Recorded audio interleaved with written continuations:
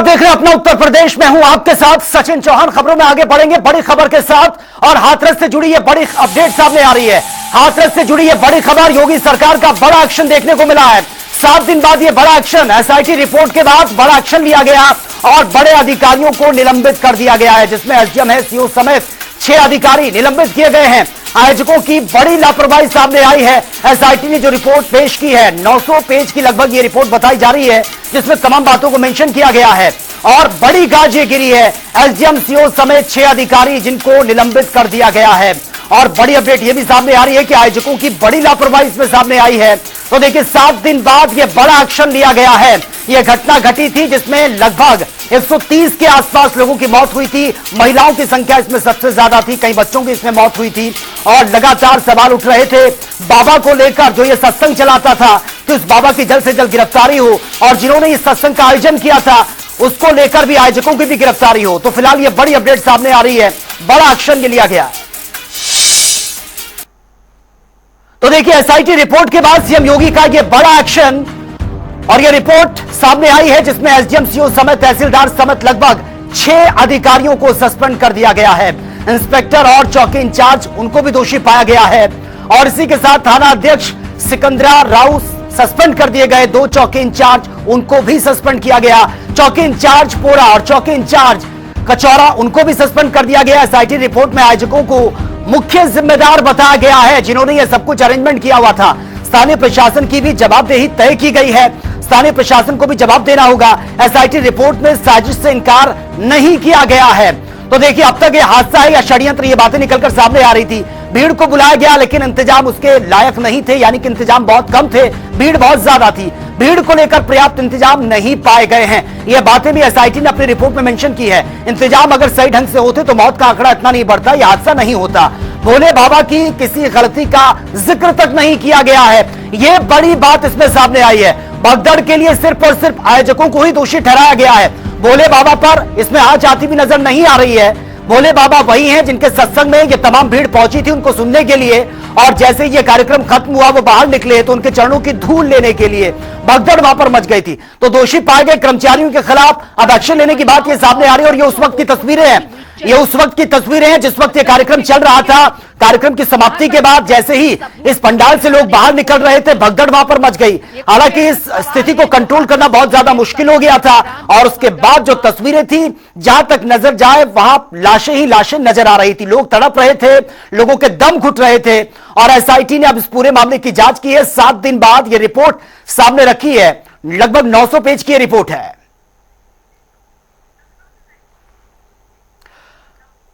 और ज्यादा जानकारी के साथ संवाददाता सीपी सिंह इस वक्त सीधा हमारे साथ लाइव बने हुए हैं। सीपी सिंह, बहुत बड़ा यह हादसा हुआ जिसके बाद से लगातार सवाल उठ रहे थे। अब एसआईटी ने लगभग 900 पेज की रिपोर्ट जो अपनी रखी है उसमें बहुत बातों का जिक्र किया गया, लेकिन एक अहम पॉइंट उसमें सामने आया है भोले बाबा को लेकर। उनका कहीं जिक्र नहीं किया गया, उनको दोषी नहीं ठहराया गया। जी, आपने बिल्कुल सही कहा, यह बहुत बड़ा हादसा था और इस मामले में तमाम लोगों की जान गई थी। 121 लोग जो है इसमें मृत हुए थे।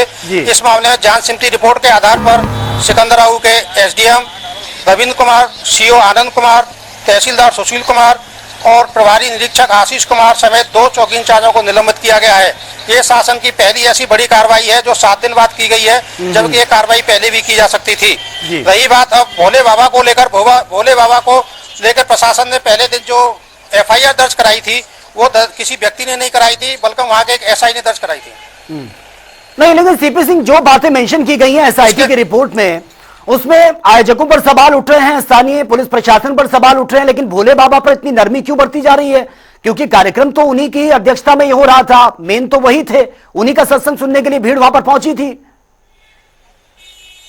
जी, मैं यही आगे बताना चाह रहा था, लेकिन उसमें एफआईआर में भोले बाबा का कहीं भी नाम नहीं लिया गया था। उसमें केवल एक जो है मुख्य सेवादार समेत अज्ञात सेवादारों को लिया गया था। लेकिन अब इसमें एक नई चीज है कि शासन ने इस बात के संकेत दिए हैं, वहाँ के लोकल एडमिनिस्ट्रेशन ने इस बात के संकेत दिए हैं कि हाथरस कांड को लेकर जो चल रही जांच थी उसमें पुराने वीडियो को भी विश्लेषण जारी किया जाएगा और उसमें बाबा के सत्संग के बयानों को बारीकी से टटोला जाएगा और वहीं से फिर एक्शन की शुरुआत की जाएगी। जी, बिल्कुल। लेकिन सीपी सिंह, एक बात और इसमें निकलकर सामने आ रही है, रिपोर्ट में जो बातें निकलकर सामने आ रही कि इसको हादसा नहीं कहा जा सकता, ये एक साजिश है, लापरवाही है। अब किस तरह से आगे इसमें जांच पड़ताल होगी, क्योंकि बहुत मेन पॉइंट एसआईटी ने इस रिपोर्ट में मेंशन किए हैं।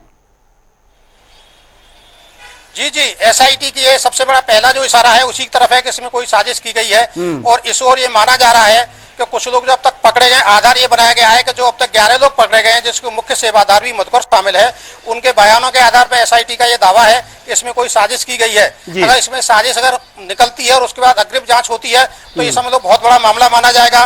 और इस तरह के कांड में अगर इस तरह की प्रक्रियाएं होती है तो ये बहुत दुखदायक पूर्ण होगी। बिल्कुल ठीक है सीपी सिंह, आपके पास मैं आऊंगा, आप बने रहिए हमारे साथ। आर्यव्रत पुरोहित भी इस वक्त हमारे साथ सीधा लाइव बने हैं हाथरस से। आर्यव्रत, फिलहाल अब इस पूरे मामले की जांच एसआईटी कर रही है। बहुत बड़ा हादसा हुआ, शब्दों में बयान नहीं किया जा सकता, हमने देखा जब वो तस्वीरें सामने आई। अब एसआईटी ने अपनी रिपोर्ट ये तलब की है जिसमें बहुत बातों को मेंशन किया गया है, किस तरह से अब आगे इसको देखा जा रहा है? मैं आपको बता दूं, स्थानीय प्रशासन की इसमें बड़ी लापरवाही सामने आई है। इसकी वजह से हादसा हुआ। अगर प्रशासन पहले ही बड़े हादसा नहीं होता। अगर हम बात करें एसडीएम रविंद्र कुमार, सीओ आनंद कुमार की भी इसमें बड़ी सामने आई थी, क्योंकि अगर वो बड़े अधिकारियों को सूचित करते तो शायद ये मामला नहीं होता। जी बिल्कुल। लेकिन आर्यव्रत, उस वक्त बातें यह भी निकलकर सामने आ रही थी कि पंडाल के अंदर जहां पर यह कार्यक्रम हो रहा था वहां की रिस्पॉन्सिबिलिटी आयोजकों की है। उन्होंने यह साफ कह दिया था कि यहां की सुरक्षा की जिम्मेदारी हमारी बनती है, इसलिए स्थानीय प्रशासन को अंदर जाने की परमिशन नहीं थी, वो सिर्फ बाहर तक की रिस्पॉन्सिबिलिटी संभाल रहे थे। लेकिन अब बार बार स्थानीय प्रशासन पर सवाल उठ रहे हैं कि बहुत बड़ी लापरवाही उनके सामने आई है। आगे किस तरीके से इसमें एक्शन लिया जा रहा है, क्योंकि 6 बड़े अधिकारी, उनको तो सस्पेंड कर दिया गया, क्या आगे और गाज गिर सकती है? ये आगे भी जांच गिर सकती है। अभी कुछ कंपनी एसआईटी ने अपनी जांच की है, अभी न्यायिक आयोग की जांच 3 सदस्यीय टीम भी जांच कर रही है। कई लोगों के भी बयान लिए गए हैं। न्यायिक जांच की अभी जब जांच सौंपी जाएगी तो मुख्यमंत्री योगी आदित्यनाथ, उसके बाद और अधिकारियों पर भी जांच गिर सकती है। बिल्कुल। लेकिन आर्यव्रत, उस वक्त खबरें यह भी निकलकर सामने आ रही थी कि जितना लोगों को बुलाया गया था उससे ज्यादा भीड़ वहां पर पहुंच गई। खबर यह भी है कि तथ्यों को छिपाया गया था, जिनका वेरिफिकेशन था वो तो आया है, उससे भी ज्यादा भीड़ वहां पर पहुंची थी। जी, इसमें कितनी सच्चाई है? जी जी, 80,000 लोगों की परमिशन मांगी गई थी, मगर 2 लाख से अधिक श्रद्धालु मौजूद थे, जिसकी वजह से हादसा हुआ। बाबा की चरणों की धूल लेने की वजह से हादसा हुआ। उसके बाद ठीक है, आपके पास में आऊंगा। सीपी सिंह भी हमारे साथ बने हुए हैं। सीपी सिंह, वही सवाल बार बार उठता है कि चलिए कार्यक्रम का आयोजन हर कोई बाबा करवाता है, लेकिन एक प्रोसेस जो होती है उस प्रोसेस में भी बहुत सारी चीजें छिपाई गई है। आप जो वहां पर पहुंचे थे सत्संग सुनने के लिए, बाबा के भक्त, उनकी संख्या बहुत ज्यादा थी, उतना अरेंजमेंट वहां पर नहीं किया गया। और वेरिफिकेशन को लेकर सवाल उठ रहे हैं कि कुछ लोगों का वेरिफिकेशन था, कुछ तो गुपचुप तरीके से वहां पर पहुंच गए, वो चीजें भी छिपाई गई आयोजकों की तरफ से। जी, आपका सवाल बिल्कुल सही है। एक मामले में दरअसल क्या होता है कि जब भी इस तरह का कोई कार्यक्रम होता है तो उसका एक प्रोसीजर अपनाया जाता है। उसमें बाकायदा एसडीएम को एक एप्लीकेशन दी जाती है, उसमें तहसीलदार, चौकी जा सकते से रिपोर्ट तक मांगी जाती है। लेकिन इस मामले में पूरी तौर से जो कार्रवाई हुई केवल खाना पूर्ति की गई इस सारे मामले में। और सबसे बड़ी बात यह है कि चलो ठीक है, उन्होंने 80 बताए या 70 बताए, लेकिन प्रशासन क्या करता रहा? प्रशासन की भी जिम्मेदारी थी, उसका एलआईयू था, उसका इंटेलिजेंस था, और भी तमाम उसके साथ सिस्टम थे जिनसे ये पता कर सकते थे कि आखिर भीड़ कितनी आ पा रही है। तो इस मामले में पूरा प्रशासन तो फेलियर रहा ही, लेकिन गुप्तचर एजेंसियां जितनी थी हमारी यूपी की प्रशासन की, वो भी पूरी तरह से इसमें फेल साबित हो गई। और यही कारण रहा कि लोग जो तादाद थी उससे कई गुना ज्यादा आ गए, भगदड़ मची, और भगदड़ में लोगों काफी हताहत हुए और 1 से 21 लोगों की जान चली गई। बिल्कुल सीपी सिंह, लेकिन जो एसआईटी की रिपोर्ट और उसमें जो तमाम बातें मेंशन की गई हैं कि ये कोई हादसा नहीं, ये साजिश है, और बाबा का जिक्र उसमें नहीं है, आयोजकों के खिलाफ एक्शन, स्थानीय प्रशासन के खिलाफ एक्शन। लेकिन क्या आपको लगता है कि जिसके लेकर ये भव्य कार्यक्रम, ये पंडाल सजाया गया, जिसको सुनने के लिए लाखों की भीड़ वहां पर पहुंची, उसको हटा दिया गया इस पूरी रिपोर्ट में से कि उनपे कोई एक्शन नहीं लिया जाएगा, कोई कार्रवाई नहीं होगी?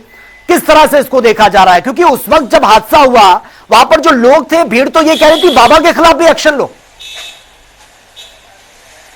जी बिल्कुल, बाबा के खिलाफ एक्शन लेना चाहिए, और उसके बाद कोई भी कार्रवाई नहीं की गई। मैं पहले ही बता चुका हूं इसको कि जबकि एफआईआर एक पुलिस वाले ने की, मीन सरकार ने की, प्रशासन ने की, उसके बावजूद भी बाबा को उसमें नामजद किया गया।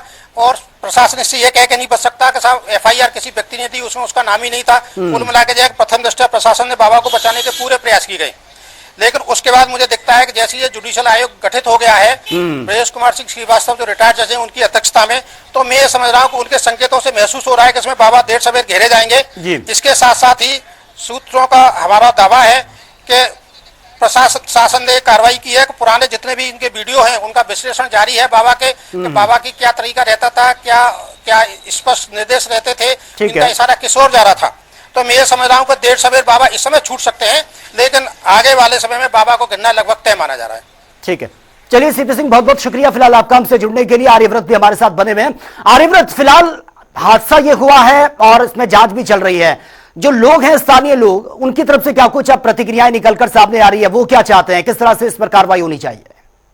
जी मैं आपको बता दूं कि कुछ जो स्थानीय लोग हैं वो बाबा के खिलाफ भी कार्रवाई करने के लिए लगातार प्रयास कर रहे हैं कि बाबा के खिलाफ भी कार्रवाई हो। भारी आक्रोश लोगों में से बाबा के खिलाफ भी कार्रवाई होनी चाहिए, क्योंकि तो बाबा की चरणों की धूल लेने की वजह से भी हादसा हुआ है, नामकद बची है, इसकी वजह से बाबा के खिलाफ भी कार्रवाई होनी चाहिए। लोग इसके लिए आक्रोशित है, तो बाबा के खिलाफ भी कार्रवाई होनी चाहिए।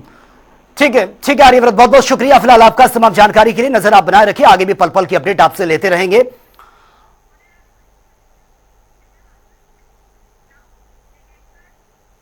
तो चलिए आगे बढ़ते हैं, इसी से जुड़ी एक और बड़ी अपडेट सामने आ रही है। हाथरस सत्संग भगदड़ में 121 लोगों की मौत का यह पूरा मामला है। अब सुप्रीम कोर्ट में याचिका पर 12 जुलाई को इस पूरे मामले को लेकर सुनवाई भी होनी है, क्योंकि कोर्ट में यह मामला चला गया है।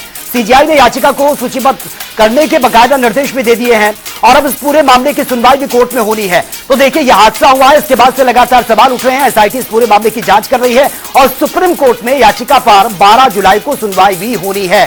सीजीआई का याचिका को सूचीबद्ध करने का निर्देश दिया गया है। हाथरस सत्संग भगदड़ का यह पूरा मामला है जिसमें 121 मौतें ये हुई हैं। हालांकि जो रिपोर्ट सामने आई है एसआईटी की, उसमें तमाम बातें मेंशन की गई हैं, बाबा का जिक्र उसमें नहीं है और हालांकि उसमें साजिश इसको बताया गया है, जो रिपोर्ट सामने आई है।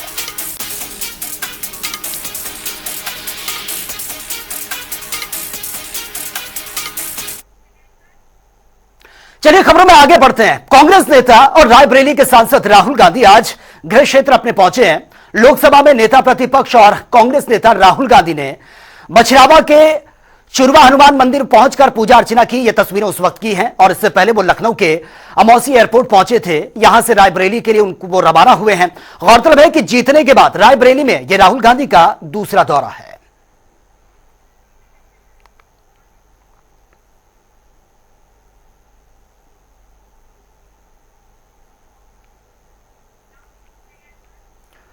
और वे रायबरेली में राहुल गांधी जवाब दो के नाम से बाकायदा पोस्टर लगाए गए हैं। इस पोस्टर में उनके हिंदू हिंसक वाले बयान पर जवाब मांगा है। पोस्टर में राहुल गांधी से यह भी पूछा गया कि आप किस धर्म से हैं, स्पष्ट करें, आप हिंदू धर्म को मानते हैं या फिर नहीं मानते हैं। माना जा रहा है कि हिंदू हिंसक वाले बयान से नाराज लोगों की तरफ से इन पोस्टर्स को लगाया गया है, जिसमें राहुल गांधी से जवाब पूछा गया कि आप हिंदू हैं या नहीं हैं और हिंदुओं के खिलाफ आपने इस तरीके का बयान क्यों दिया है। रायबरेली के सांसद राहुल गांधी अपने एक दिवसीय दौरे पे आज रायबरेली में है।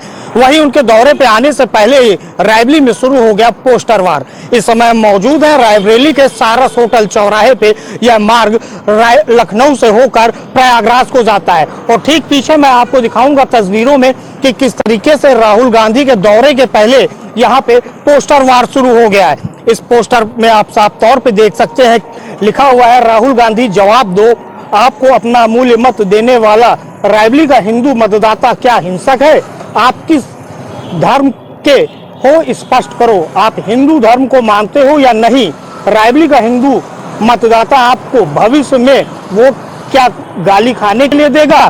तो इस तरीके के जो पोस्टर हैं अब आज अगर देखा जाए तो सोशल मीडिया पे सुर्खियां जरूर बटोर रहे हैं। लेकिन सबसे बड़ी बात यह है कि यह पोस्टर किसके द्वारा लगवाए गए हैं और किसने लगाया है, यह अभी तक पता नहीं चल पाया है। अब देखने वाली बात यह है कि क्या रायबरेली के सांसद राहुल गांधी इन पोस्टरों के बारे में जान पाते हैं और अगर जानते हैं तो इसके बारे में वो क्या जवाब देंगे, यह तो आने वाला समय ही तय करेगा। लेकिन फिलहाल राहुल गांधी के एक दिवसीय दौरे से पहले ये पोस्टर वार बहुत कुछ बयां कर रहे हैं। राहुल मिश्रा, जनता टीवी, रायबरेली।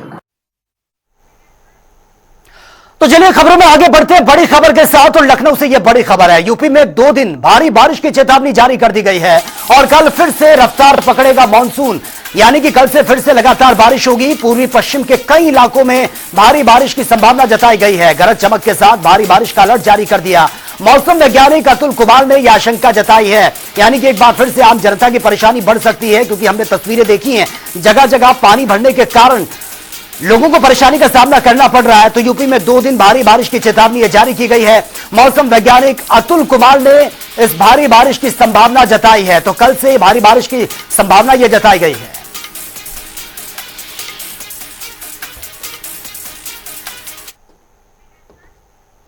तो चलिए आगे बढ़ेंगे इस वक्त एक और बड़ी खबर के साथ। और फिलहाल ये बड़ी खबर सामने आ रही है, ये बड़ी खबर आप तक पहुंचा रहे हैं ज्ञान वापस स्थित वजू खाने का एएसआई का ये पूरा मामला है।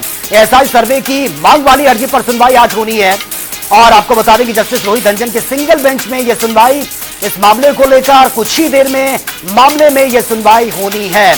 तो अब से कुछ ही देर बाद यह सुनवाई शुरू हो जाएगी। हिंदू पक्ष की तरफ से अपने अपने फैक्ट भी रखे गए हैं। तो फिलहाल ये बड़ी अपडेट सामने आ रही है ज्ञान वापस स्थित वजू खाने का यह पूरा मामला, जिसमें एएसआई सर्वे को लेकर यह सुनवाई और अब से कुछ ही देर बाद सुनवाई शुरू होगी। जस्टिस रोहित रंजन की सिंगल बेंच में यह सुनवाई होनी है और कुछ ही देर में इस मामले में यह सुनवाई शुरू हो जाएगी। हिंदू पक्ष की तरफ से दाखिल सिविल रिवीजन और कुछ ही देर बाद यह जो सुनवाई होनी है यह शुरू हो जाएगी।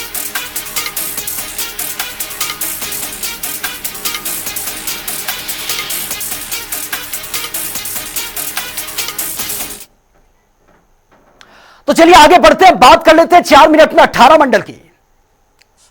पीलीभीत में बाढ़ के पानी में फंसे 7 लोग, रेस्क्यू टीम ने निकाला बाहर, सभी लोग सुरक्षित।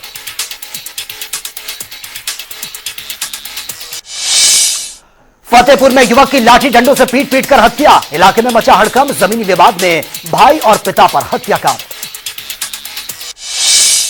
सिद्धार्थनगर में मोटरसाइकिल से जा रहे 2 युवाओं की मार्ग दुर्घटना से यह मौत की खबर, पुलिस ने कराया शव का पोस्टमार्टम।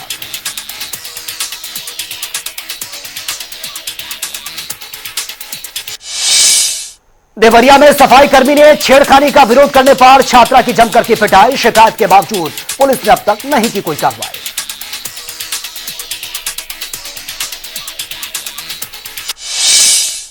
लखनऊ में लापरवाह विद्युत अधिकारियों के खिलाफ विधायक आशीष सिंह आशु ने लिखा है पत्र, विधायक ने ऊर्जा मंत्री से की है समाधान की मांग, पत्र सोशल मीडिया पर वायरल। बरेली में एसएसपी ने ऑब इंस्पेक्टर प्रवीण कुमार को धार्मिक विवाद में किया सस्पेंड, कल ही हुई थी इंस्पेक्टर प्रवीण कुमार की पोस्टिंग। लखनऊ में संजय कुमार सिंह को बनाया गया है बीकेडी थाना प्रभारी, पुराने इंस्पेक्टर को हटा आईजीआरएस प्रकोष्ठ का बनाया गया प्रभारी।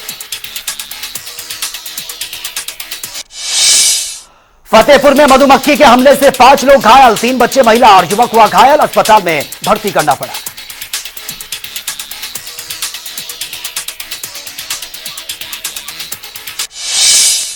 नोएडा में पुलिस ने नशे की हालत में नाले में गिरे युवक को निकाला बाहर, अस्पताल में करवाया गया भर्ती, पुलिस मामले की जांच में जुटी। नोएडा में बंद पड़ी कंपनी में लगी भीषण आग, कड़ी मशक्कत के बाद आग पर पाया गया काबू।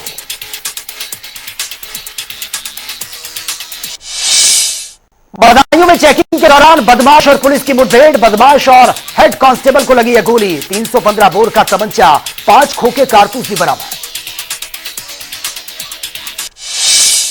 सहारनपुर में बाग में लटका मिला अज्ञात व्यक्ति का शव, पुलिस ने पोस्टमार्टम करवाया।